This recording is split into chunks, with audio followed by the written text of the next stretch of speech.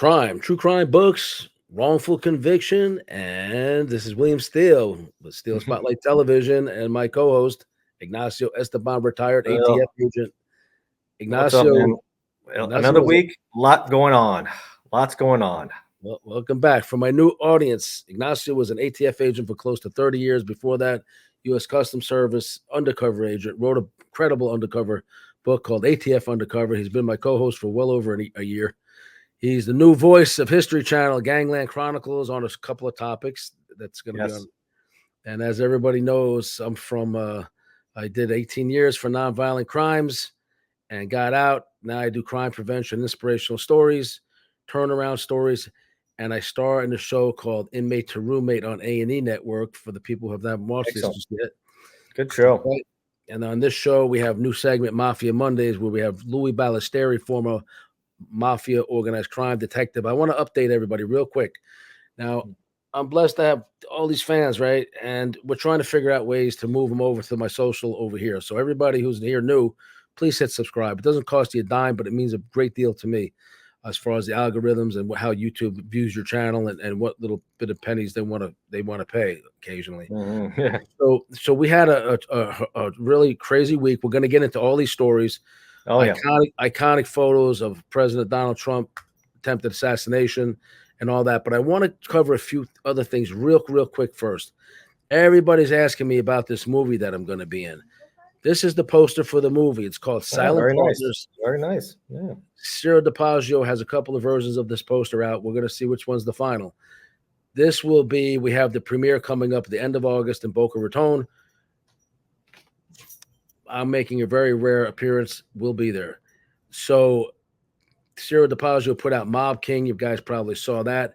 Silent Partners is based upon this book that a friend of mine wrote, Fat Dave Gambino Captain. So Fat Dave was a captain with the Gambinos. His son, Dave Icavetti, with Ciro, wrote this book. And Silent Partners, the movie, is based upon this book. So shout out to Ciro. Thank you. We're going to be doing another movie with him, which is a prison comedy.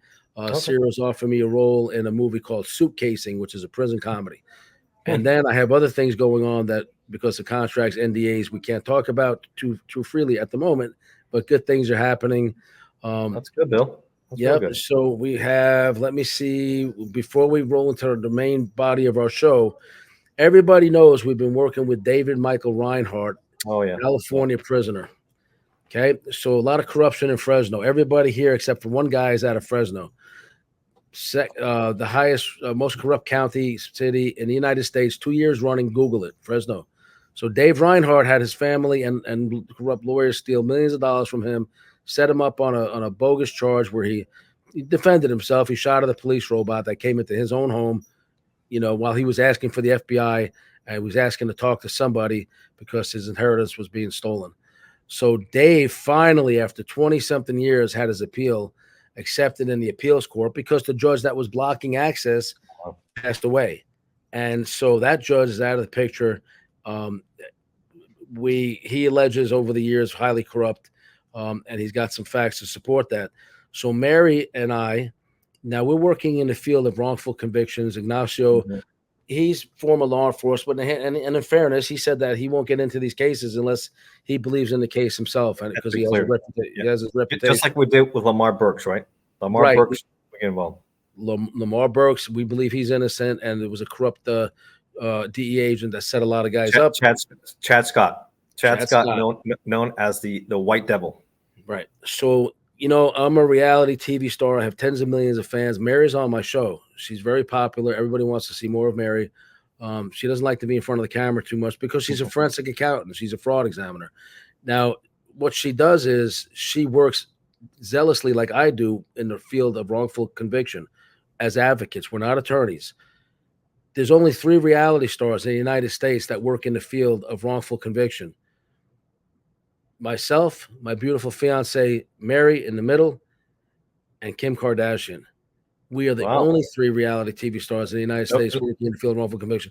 So we are looking to align ourselves and possibly work on some cases with Kardashian and her team. I can't tell you what kind of outreach has been going on back and forth, but I can tell you that that's the reason I tag her quite a bit. and things that I put out.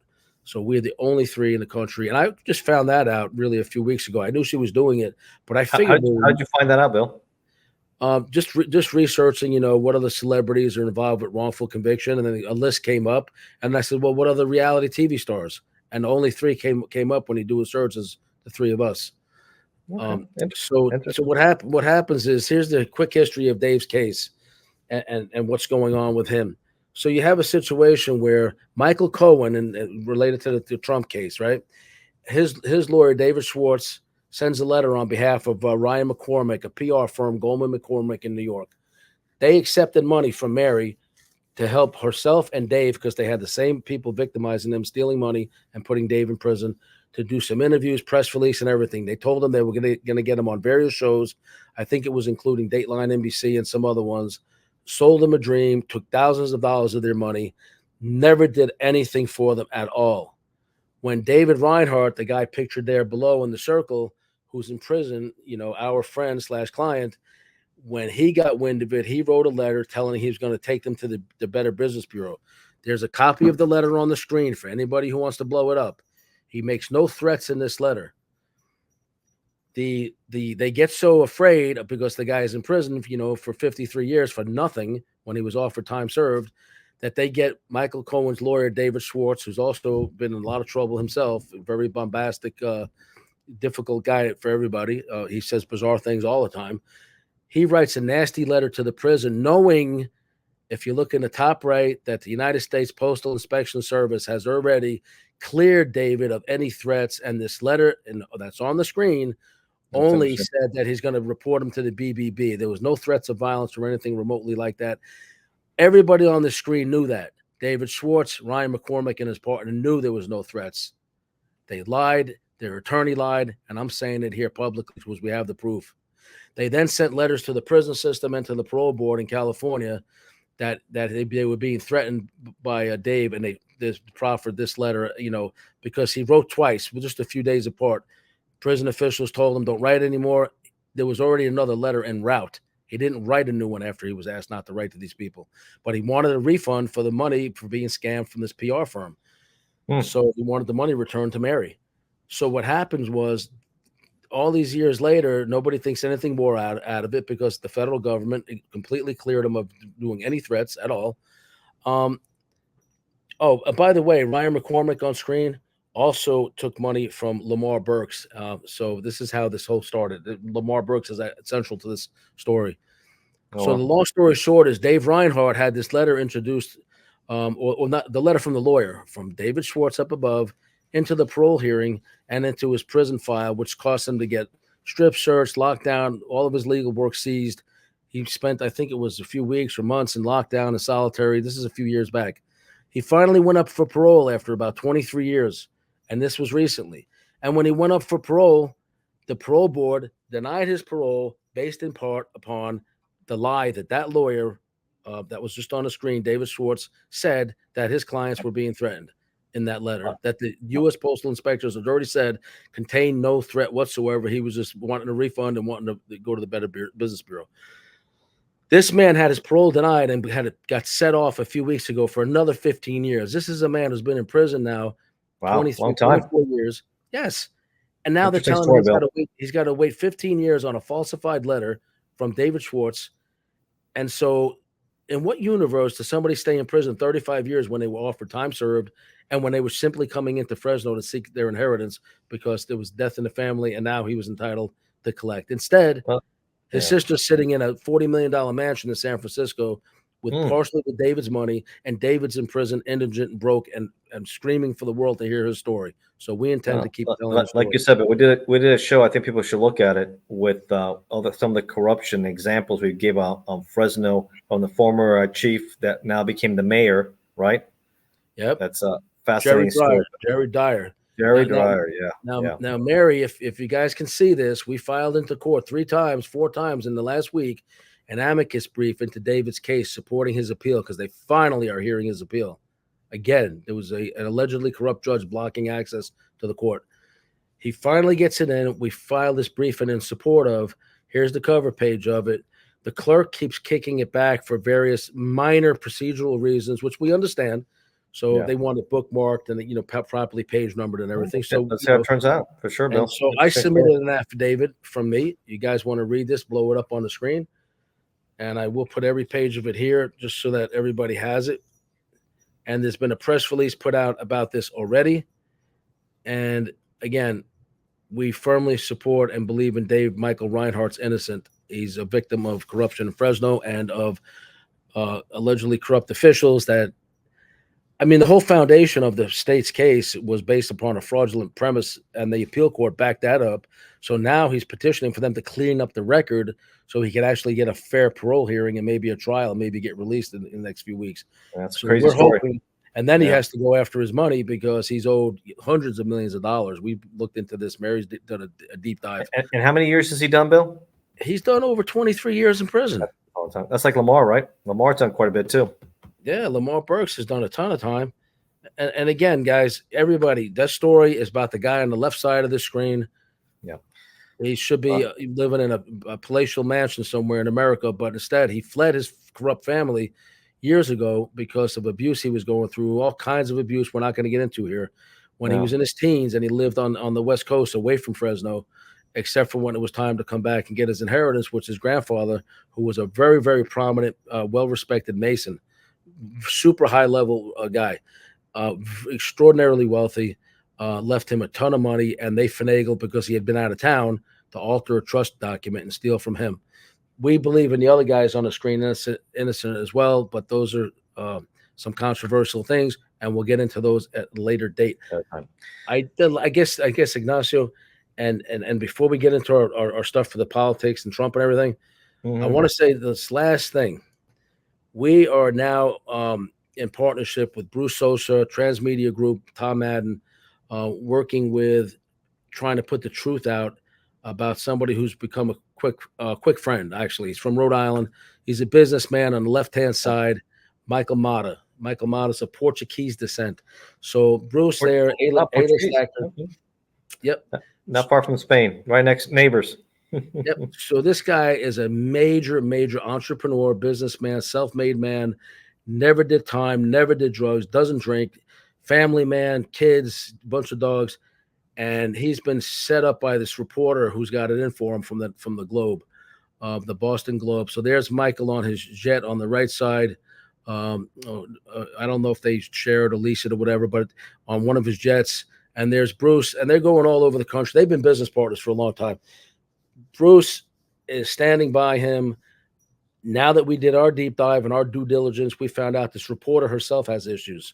She has stalked Michael Mata since he worked for somebody else years ago, and she couldn't do anything then. And now this guy developed Bayport, I think it's called, Bayfront. It's a big development on the waterfront in Providence, Rhode Island, where he made a decrepit building, elegant and gorgeous, event space. He was going to put up columns and fountains. And this lady's reporting destroyed that, and it's now sitting there vacant after it was renovated. He did the same. He went into Amos House, a homeless shelter. It was horrific conditions. Him and his partners renovated it, and they were getting ready to put the homeless back in there. It was like a hotel, and I think they doubled the capacity. But it was beautiful, and it was for the homeless, okay? Wow. This Amos House in Providence now sits vacant because of this woman's reporting. Her name is Milkovic or something like that. But I have a picture of her somewhere on the screen. I could maybe throw it up later. But so all these people are, conservative Republicans, and we found out she's a woke Democrat and trying to bring a successful businessman down. And you know why? He's the sponsor of the Sopranos conference every year. Okay. Sopranos. He's a big Sopranos fan. He likes, cool. Very nice. He likes mob genre stuff. So because he's a successful businessman in Providence, in her view, he must be mobbed up. Maybe he's mobbed up, tied up. Yeah. Well, that's what she's going to keep us posted on it. And you said Peter Tickton's his attorney, right? Peter Tickton. I'm putting up Michael's show later on today as well. But Peter's definitely representing him. Peter is Donald Trump's attorney, one of his attorneys. And they've been childhood friends. So Peter's on it.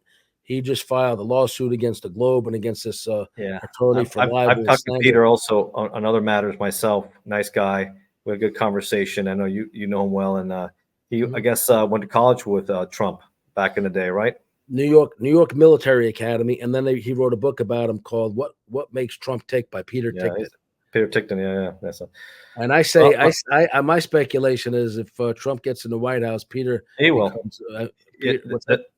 The numbers are huge now for Trump. Since we're talking about Trump now, I say Peter because he's back and forth. He was a Canadian lawyer and a Canadian resident as well. But I think that Peter gets ambassador to Canada. That's my prediction. To Canada. Okay. Oh, Canada. Absolutely. Peter is a brilliant, nice. He's an older man with a gigantic law firm, but to talk to him, he's almost like a grandfather figure with so much wisdom. Yes, he's been around. He has some good stories. I've talked to him for a little bit. Yep. So talking about Trump, we're gonna make a little transition here. Since we do a lot of politics, as we do, millimeter, right? Just an inch over. I don't think we get those images. It'll be JFK all over again. Oswald, 63, November 22nd, 63, and Crooks goes up there. That's one of the big assassins, killing the former president, soon to be president. I think he got the Republican nominee, soon to be president. I think he will get it. It's going to be a landslide. It might be worse, Bill, than 1980. I predict it might be like 84, where Reagan crushed Mondale, where Mondale got one state. And you know why? Reagan survived an assassination attempt. Hinckley came this close of killing Reagan, and he was just sworn in March 30th, 1981. The country admires. And remember, I don't know if you remember, I was in fourth grade, and you were a little older than I am, I imagine. Do you remember what Reagan's comments were when he was getting rolled in for operations? I hope you guys are all Republicans here. Yeah. He kept his what do you call it, self-deprecating humor the whole way. he kept his humor. He kept it good. He wasn't. He made the country feel good, and he said, "Man, this is the kind of guy who won the White House." Yeah, he had some issues later with Iran-Contra affair. It got out of control at the end, and it's some mistakes he made. But you look at this here with Trump. People may look the other way with his, he has it, but he looks different. He's acting a little differently. When you come this close to being killed, it changes someone. It does. And you look like he could be a changed person. I like his selection, J.D. Vance. I think he's a good future for the Republican Party. I like where he stands in a lot of issues. Not everything. You never agree with somebody at 100% on anything. I do agree with a lot of those things. Everybody has their opinion about different things. I want to comment about what you said about Trump's image. This is seconds after being shot in the head. Rising up, real quickly, composing himself, defiant. Fist in the air, and that's not the Black Panther salute. No. That is the story of a real politician, a real man who's fighting for others. The guy's a billionaire. He doesn't have to be doing this. He doesn't need this at all, Bill, at all. And then now let's start asking some questions here. How did we get here? This should never have happened. I wrote an interesting piece in Medium. I've been writing also a lot on Medium. It's a huge platform with almost 1 million subscribers and over 100 million users. And I'm getting some real big numbers. People look at my work because I'm almost getting in 4 days. I think I've had like maybe, I don't know about you, but maybe 3,000 downloads of my books in 2.5 years. I've had that in 3 days, Bill. Wow. Just think about that. 3 days, 3,000, 2.5 years. So that tells me it has a huge platform. People are reading. Not just, and I've already written 15 articles on there already from Buc-ee's, which is the most popular one. And we'll talk about Buc-ee's at the end of the show, what's going on now and what these articles do. It is pretty much anybody can write. As long as you have to be, of course, you can't put like an Amazon. You can't talk about things that are about violence. You can't talk about terrorizing people. You can't do anything, defamation or slander. All the common sense principles applies to all these things. Just like an Amazon applies to Medium. They will yank it. You will get banned and you won't be able to use that platform again. I think it's a great platform. I've been now using it for a week and I've been putting a lot of great things out there. Going back to him, at my analysis, I wrote what a colossal failure by a Secret Service that almost cost the life of former President Trump. He was, Bill, you look at the numbers now. At first they said he was 400 yards away. No, he was only like 120 yards away. Right. 120. For my audience, for new people here, please hit subscribe. But Ignacio is a retired ATF agent. What he's about to talk about, he knows well. I know it. You listen to Please do. I've been shooting a AR-15 Star rifle since I was with ATF in 2000. Right, we start training with rifles. I had also a H&K MP5, but the rifle we had a Colt M4. Right, And I've been using that. Yes, that's right. Land of the free because of the brave. Absolutely. Absolutely. And there, I don't understand, and it's still not clear to me, with that building so close, do you have a map of the whole location of the scene or no? I've seen them. I don't have an image ready. You don't have an image there? Because if you look at it, the shooter is less than 120 yards. How do they not have law enforcement around those buildings? To me, is shocking, or at least on top of the roof, because that close, and he's a kid. I mean, what we know about Thomas Matthew Crooks, 20-year-old, he couldn't even vote in the last election for Trump. You know that? Or against him. I don't know which way he leans. He says he's a registered Republican, but yet at the same time, he's made donations, small donations to Democrats and certain affiliations, certain things. So I'm not sure where he stands, but what I do know, what I hear about classmates of his, that he only graduated 2 years ago. He was a loner. He was probably picked on. He was an outsider.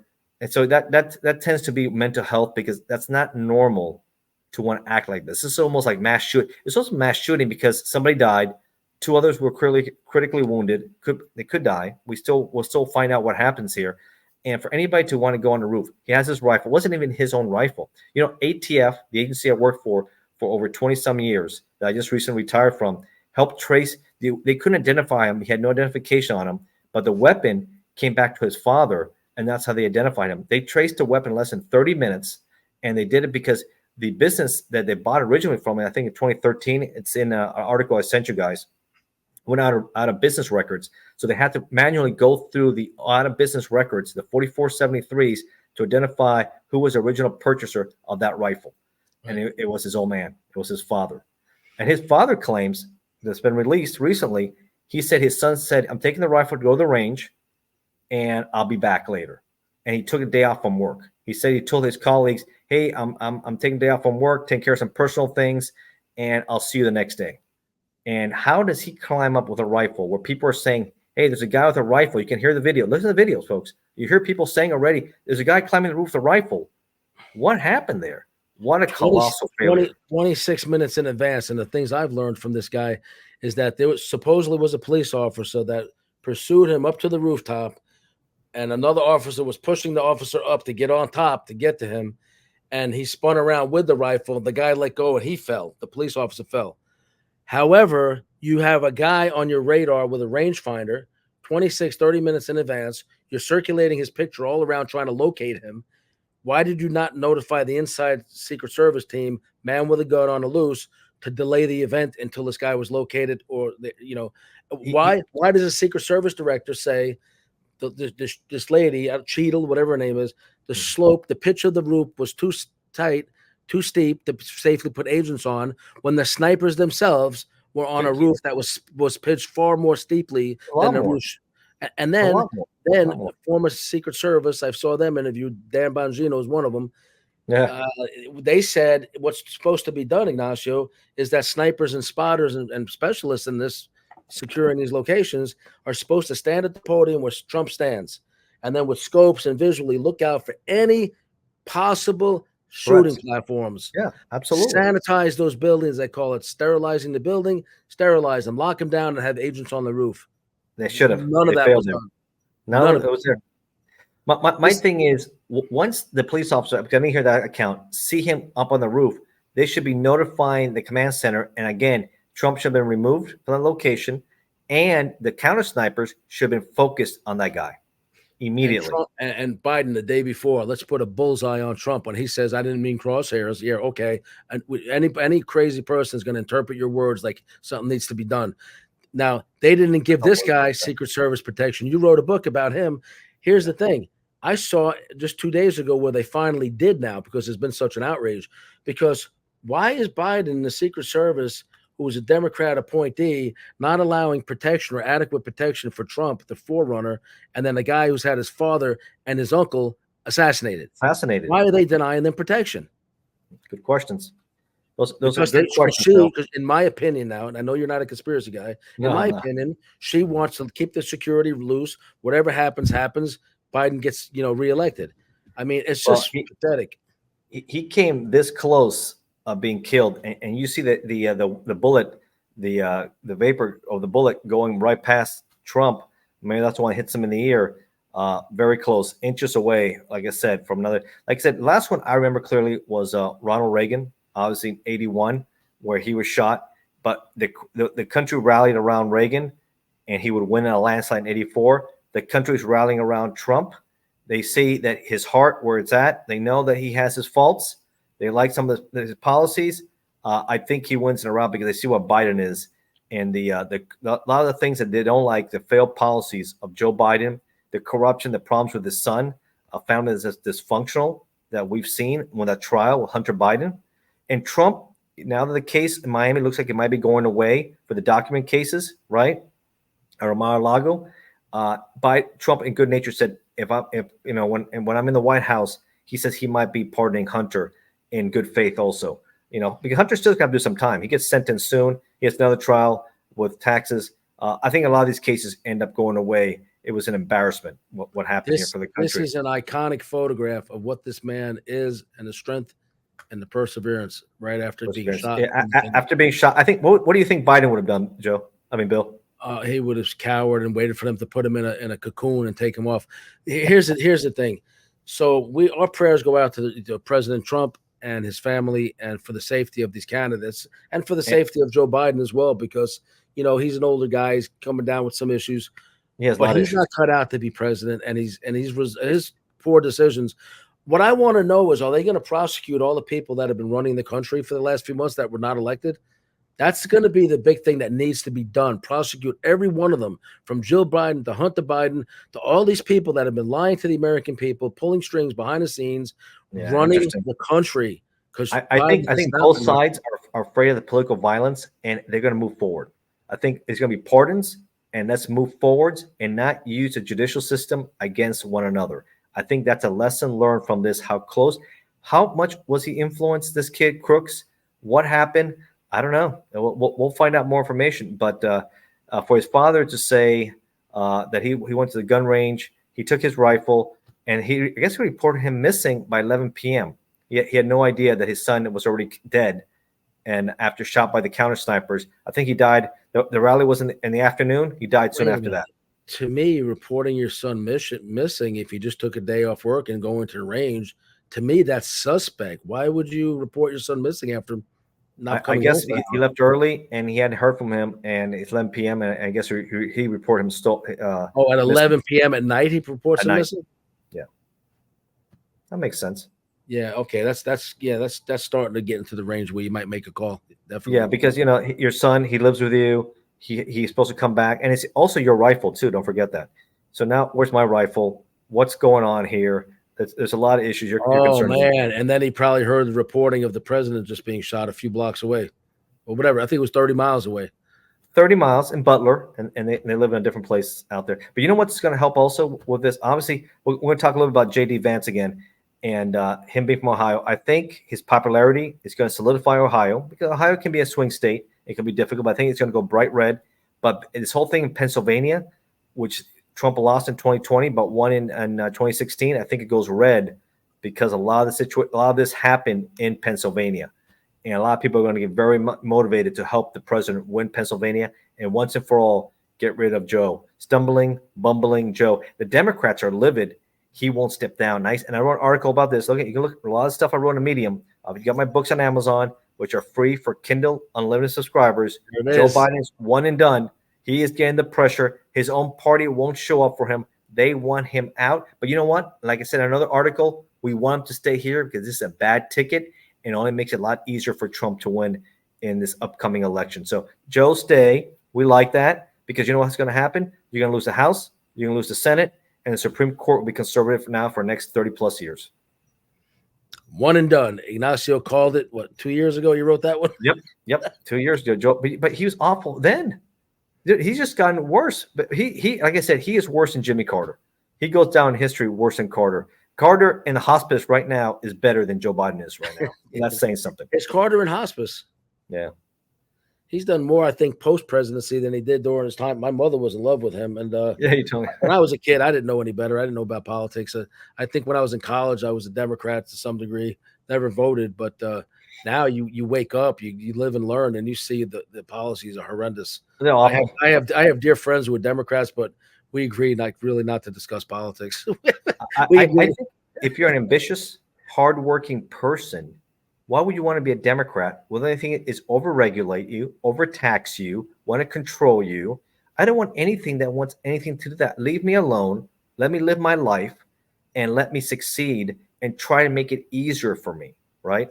And maybe because my family suffered so much from the communist socialists in Cuba, where they were very successful. They really had no interest coming to the United States, Bill, until Castro took their homes, their businesses, and their freedoms.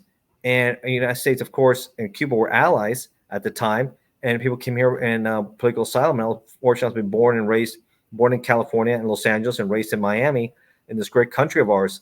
And you don't want to see. And remember, Cuba had a very good constitution. Castro and these guys suspended the constitution. You cannot suspend. It was pretty much copied like the United States, the way it was set up. Executive, 3 branches of government, with executive, legislative, and judicial, and even with the legislative side with bicameral House and a Senate. So very, very similar setup there. And you imagine somebody said, "Oh, the Constitution is going to be suspended." We can never have our rights suspended. Never, never, never. And we're talking about this run up to the presidency. You know that I announced that I'm running for president in 2028 because I won't dare go against Trump. And a convicted felon in this country can be president. With me, you know exactly what's going to happen. It's going to happen with Trump. I have some experts in my back pocket. If I get stuck on anything, I could call on guys like you or Trump or all these people that would certainly give me some guidance. But so I've announced that, and you, in your case, you floated possibly running for Congress. Maybe. Well, we'll see how it works out. I rather that's part of it, but I do enjoy this. I rather us have a very successful show traveling the country and doing this. That's good. Maybe sell out venues. Well, you and I, whoever else wants to join us as a guest, come in and see us, like the O'Reilly Factor. Remember Bill O'Reilly? He used to travel the country with other conservatives talking politics. I think we could sell out tons of venues going around the country. Frank Lordy, my other co-host, you guys know Frank. He wrote Framed Innocence. He was a politician, set up for fake corruption scandal, had it overturned and expunged recently. Frank is getting ready to make some major life changes, and he and I are going to be going on tour. We want to bring you and Lou Ballesteri with us. Yeah. Hopefully Samantha Markle, Meghan Markle's sister, can join us occasionally. She's in a wheelchair, so it's a little more difficult, but she's more than welcome to join in. And like you said, do these venues. Now, I will say this, and it's the first time I'm publicly saying it. The event is not named yet. We don't have a space picked out. But in the Sunday following the Silent Partners premiere in Florida, I am doing another event down there. I'm still hoping you can find a way to make it. But so many famous people, authors, me, reality TV star. We're going to be there signing autographs, meet and greet, having book signings. And we're just going to get up on stage or in front of a group, maybe in a restaurant or an event space, and tell a little bit about ourselves, introduce ourselves to the fans, meet new people, network, because there's going to be plenty of filmmakers, documentarians, actors, actresses there.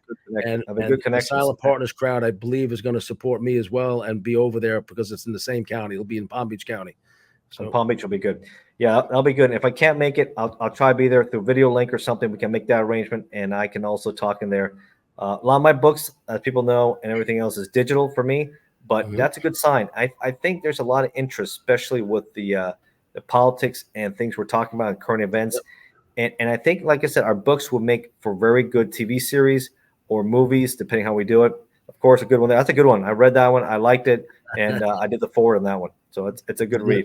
This is one of my books here, brand new one. It's actually Kindle. I forget Kindle how limited. You got also a KU. That means anybody who's a KU subscriber can read it for free. Just like all my books, close to 80 books are also KU subscribers. So check it out. Those are good. Amazon, exclusively on Amazon. Check it out. Check out these books. They're good stuff there. This one here I wrote about Ghislaine Maxwell, who I knew years and years and years ago before she was infamous. But this is written from the point of view, as is this one, crime victim advocacy. In the beginning of all my books, I say all that's needed for the triumph of evil is for good men to do nothing, which is a quote from Edmund Burke. This is about Robert Durst, the wealthiest serial killer in American history. You can see in that gold line, Nancy Grace covered this book of mine on her podcast while I was still in prison. She's known as the queen of true crime. If you look it up, I'm the king of true crime. Nice. Yeah, it's all over the place. And so I think that's pretty cool because I don't try to tell the crime stories to glorify crime or anything. I literally try to put the angle of don't follow in my footsteps, because I did a lot of time in prison, and I'm not one of these guys saying I was wrongfully convicted. I did what I did. I made a lot of poor choices. I hurt a lot of people along the way, family primarily. Um, but I think I have an obligation to myself, to my loved ones, and to God, frankly, to do the right thing and use those experiences today to use my platforms to help people, tell inspirational stories, crime prevention. So that's why I write these books. There's always going to be I think the that's angle why. of, Yeah. Yep. Tell the story, how we got here, and then what could have been done about it. What could be done differently. Yeah, that's a good side there. I appreciate that, and that's one thing I've known you now for I think it's close to 2 years. I mean, a little over 2 years now, and we were doing these shows for that amount of time. And I think people have seen the quality of the work we put out. They should check out the earlier shows. We've talked a lot, and we always are giving our perspective and trying to help people's lives.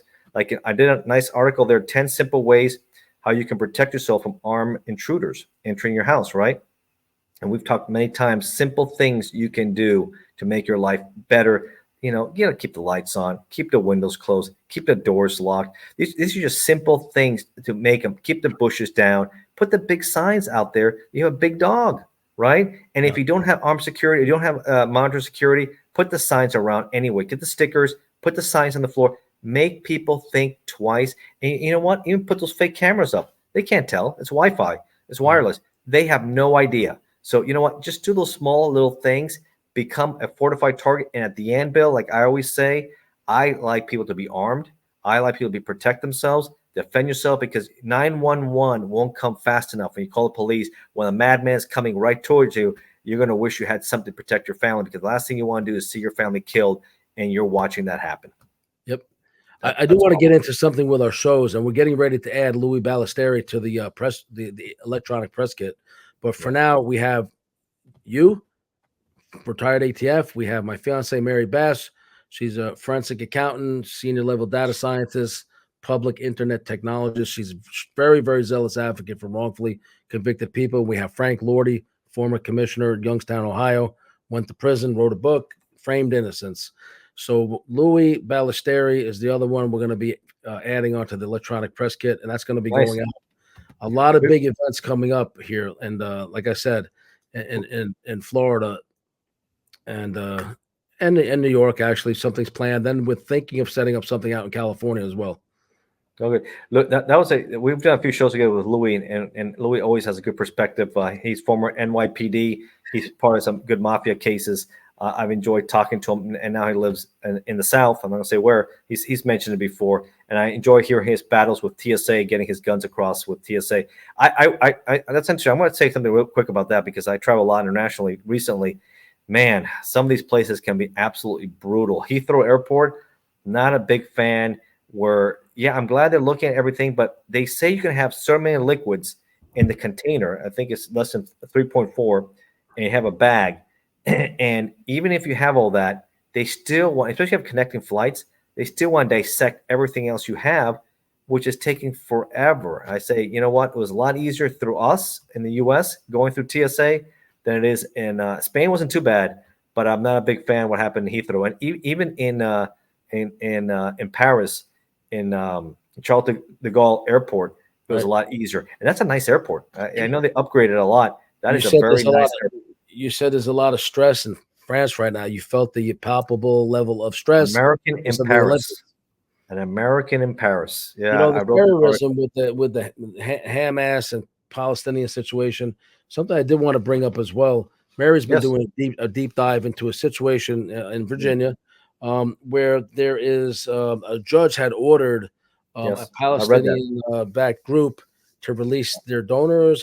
You know a little bit more about this. So I read the article. These guys get donations, and who are they funding? Where's the money go? Where's the money coming from, and where's the money going?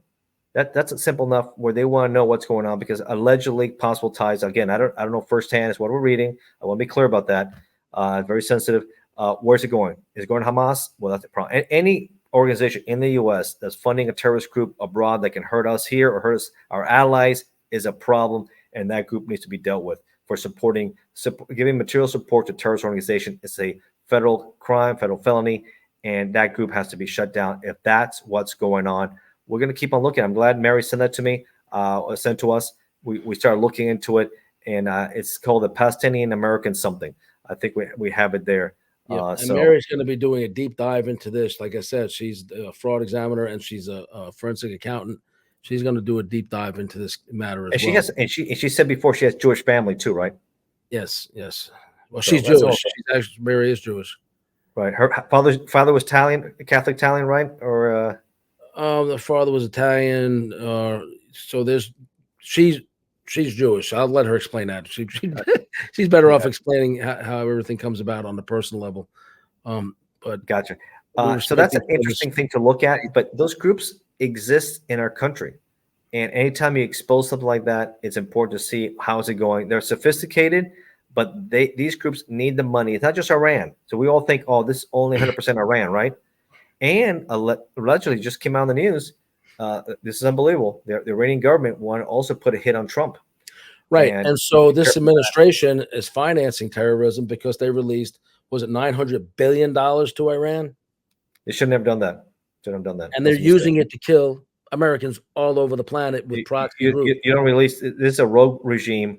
The Ayatollahs are out of control in Iran. We know what happened before with our Americans being held hostage. And it took Ronald Reagan's first day, right? Jimmy Carter was a disaster with this. He tried everything else.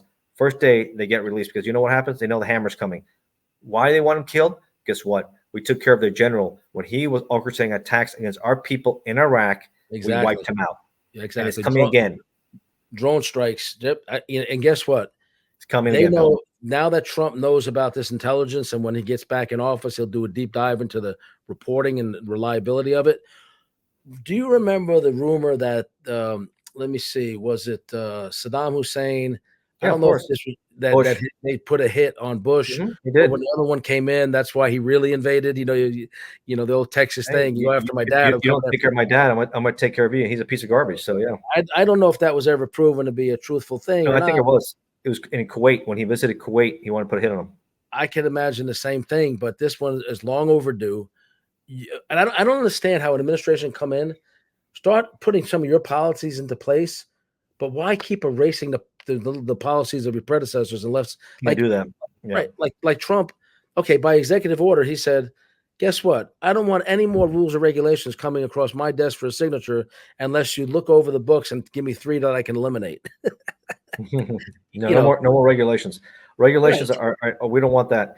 Over-regulated. That's a tool that you can't nationalize. You can't do what Castro did. You can't do what Maduro did in the United States or what they're doing in Mexico. We're talking about Jewish background. You have Claudia Sheinbaum, right? The first female Jewish president elected in Mexico, but she's an ultra socialist.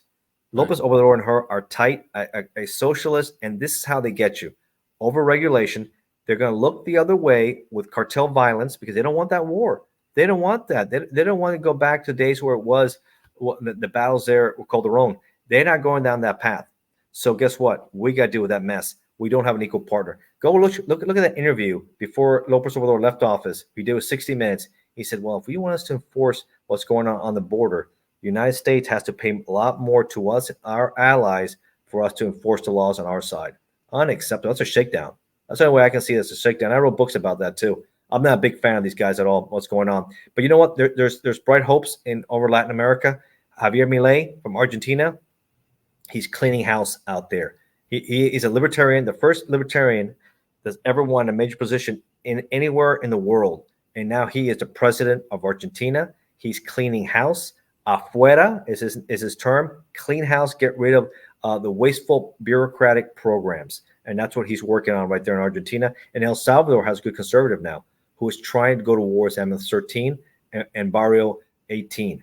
Huge wars in El Salvador going on to clean these guys up. We need these kind of people in because the ones that give up and say, oh, this is going to get ugly, we don't want this, that's bad news for us. Guess what happens? They come up here and they still come up the problems over here. So I've written about all these topics. I've been not only articles, not only books, not only shows that we're doing. Yep, I like that. What did it say there? Something of honor. What did it say there, Bill? Honor. Rags of honor. Rags of honor. There we go. I like the flag. At-risk veterans. This colors don't run. This colors don't run, Bill. That's right. So that's a lot going on there. But going to that whole situation there, and we have to clean out these organizations that are within us that are using this country, raising money to fund terrorist groups or enemies abroad. We can't have that either. So that's a good call by Mary exposing. That's an interesting story there. We'll keep an eye on it. I'm here in Virginia, so I'll keep an eye on this too. And this happened here in Richmond. The judge is the Capitol, and the judge there ruled on this here. They're going to fight it, obviously, because they don't want to expose their donors. That could cause them a lot of heat there. But we'll see what kind of names come out and who is supporting this group and where is the money and how is the money getting. Because it can't go direct to Hamas. We know that. It has to go through Europe somewhere, Latin America, somehow it gets over there. The trail, it's interesting and fascinating how that's working. So we'll keep an eye on that story too. We're going to touch on some other quick stories, and Mary's going to come back on in our next show probably, and we're going to flesh this out some more. I do want to say we are going to get to this issue about what's going on with Buc-ee's, but also J.D. Vance. I know before the show we spoke a little about it. This guy, you saw his movie. What a great movie. I would recommend if you're Netflix folks, go check out Hillbilly Elegy, a movie directed by Ron Howard about a few years ago. He wrote his memoir, Vance did, back in 2016, New York Times bestseller, right? Did really well. He talks about his upbringing. And, he had it tough. His mother fought drug addiction. She was abusive, verbally and physically, to him and his sister. Dysfunctional home. The mother had a lot of boyfriends, hopping around different houses. They were originally from Appalachian country in West Virginia, and they moved later to Middleton, Ohio, where he was raised. And the name he gave his grandmother was Mamar. And it takes a village, and sometimes a grandmother can see through all that and give him the right path, because without her, he's not where he is today, on the cusp of being the vice president of the United States. No way. He ends up going in the Marines. If he is the vice president, he'll be the first vice president that has a background being a Marine. Oh, wow. We never had that in this country's history. So he enlisted in the Marines after 9/11. Great speech yesterday. You haven't seen his speech he gave. Very touching. I don't know if you saw it, Bill. Great speech he gave in the RNC. I did see it, and I also saw Trump's son. But with him, he introduced his mother. She was there. She's been clean from addiction 10 years, and she was in the audience. God bless her and her recovery. She and the son, JD, is more than welcome to be a guest on the show. I know it's a long shot. Reach out. Yeah. We do inspirational recovery, redemption stories. Come on the show. By all means, look me up. His wife, also a very intelligent woman. They met in Yale Law School. What a story. So he gets out of the Marines. He has the GI Bill, right? It pays for his degree out of Ohio State, right? He goes to Ohio State University. As he said in the speech, the Ohio State. But then he looks at the Michigan guys, say, hey, Ohio State, Michigan has a big rivalry, but we need you too, Michigan. We need you too. And then he goes to Yale, and then, of course, he's a senator right now from Ohio. Unbelievable story. You would never get someone from that background could ever become the cusp. Who knows? Maybe 4 years from now, he could be president. Now, the elephant in the room. He mentions admiring Obama in his book, and here's why. I didn't read the book, but he explains that he was saying never Trump years ago. That's true. Now that he saw how effective a president Trump was, he not only supports Trump, he's the vice president pick, and he's now a Republican. He was on the peripheral supporting Democrat, this, that, and the other thing. He is a staunch Republican. And he sure is. He gets the vote probably of the military and everybody else involved in this. But let me tell you something. I have seen the most disgusting comments about comments he's made a long time ago. If I'm a heathen living in a life of crime and drugs and I don't, for example, in my case, I'm a Christian, and I don't, I turn my back on my faith and my belief in God and my Catholic upbringing. But then years later, I'm like, man, what was I thinking? Doing it my way and not following what the Bible says and what God says got me in all this trouble. And I become a Christian, right? Because I'm born again. I believe I'm saved by grace and all that stuff. And what's to say that I didn't have a change of heart? Some of the biggest characters, Paul was Saul. He was killing Christians. He became the biggest advocate for, in the church. He became Paul. Turnaround stories are part of human nature, part of culture. People have a change of heart when they get more information. I agree. Mature, they get older, they get more responsible. They see the effect of bad policy. Remember I told you, Bill? The proof is in the pudding. I said, I'm going to do the shows with you, and we'll see how it goes. But if you went back your old ways, I wouldn't be talking to you, right? Right. So J.D. Vance has had a change of heart on his political views and saw the disastrous policies of the Democrats time after time after time. Yeah, he's and his wife also very intelligent. She's from Indian descent. She was born in San Diego. Her family also struggled coming to this country and did very well for them. Two great success stories. They're together. They have, I think, 3 children. Fascinating story. The movie ends not really because it was done in 2020, so it doesn't talk about his rise to being senator. So it just ends with him finishing law school, very successful in business, very successful in his books and with his family. But man, this is even a bigger story because of where he's at right now. But what he was smart about, and I talk about my article about who is J.D. Vance, and Medium is doing very good traction there also. I give a little background about him. I saw the movie, which kind of helps give me a little feel for him. But he was smart enough to realize that he made a mistake. He goes to Mar-a-Lago. He goes to Trump and he talks to him about giving support. He said, I apologize. This is where I apologize. He took all the negativity off his posts from Facebook and X and all that. And he changes, he talks about it. And then Trump supports him and he wins the election 2022 in Ohio. That's an amazing story. Life is all about redemption stories, turnaround stories, reinventing yourself. And when it comes to matter of politics and faith, most people, when they have a change of course, it's really sincere. Most people. Some people just putting on an act. Now, yes, you did write this book, and I want to say something. One and done, Joe Biden. Everybody check out Ignacio's book. Here's the thing. He went on BET the other day and said, well, because all the Democrats, Adam Schiff, all these corrupt Democrats are pulling away from him, right? Yeah. As if they have somebody else to put up. Unless it's Oprah or Michelle Obama, they don't stand a chance, right? So here's the deal. He literally said in that interview, well, if I became sick and I couldn't, run, I'll think about withdrawing then. A few hours later, he's diagnosed with COVID, makes an announcement. It's COVID, yeah. Yeah, so now, we wish him well. We wish him the best of health in his retirement.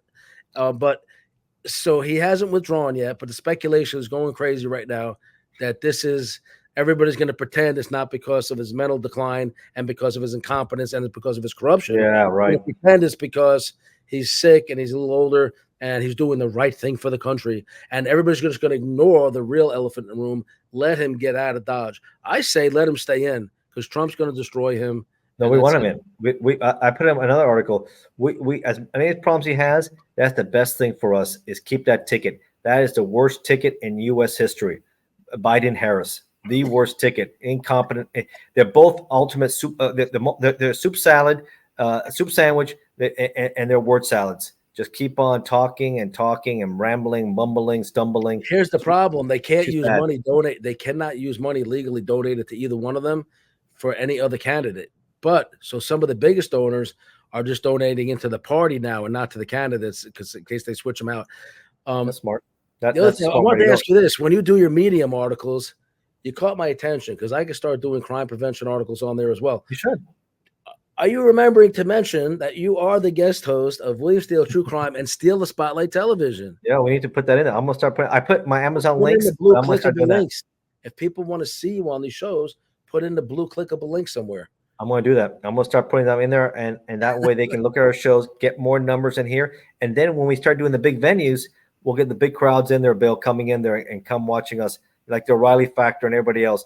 It's good entertainment, good shows, good politics. I think people really will like to listen to us talk in person, and I think it's especially with our backgrounds. We have diverse backgrounds. What you've done, my life. One thing we admire about you, Ignacio, not only that you're on here with me, career criminal and your career law enforcement, but we not only admire that and have nothing but respect for you, is that you are one of the most tenacious, dedicated guys who's learning everything you can about all of this, every angle, and you're constantly putting out books.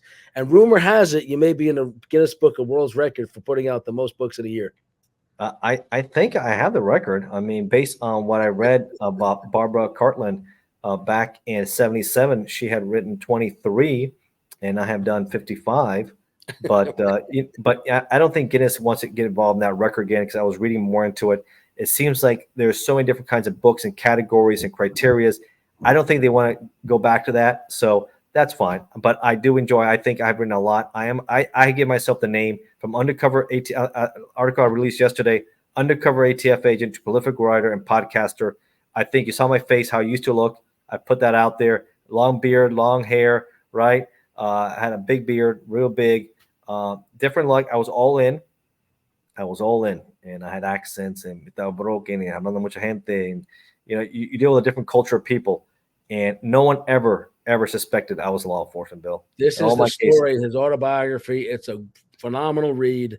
Thank you. I think you have the audio version out. Audio to Audible.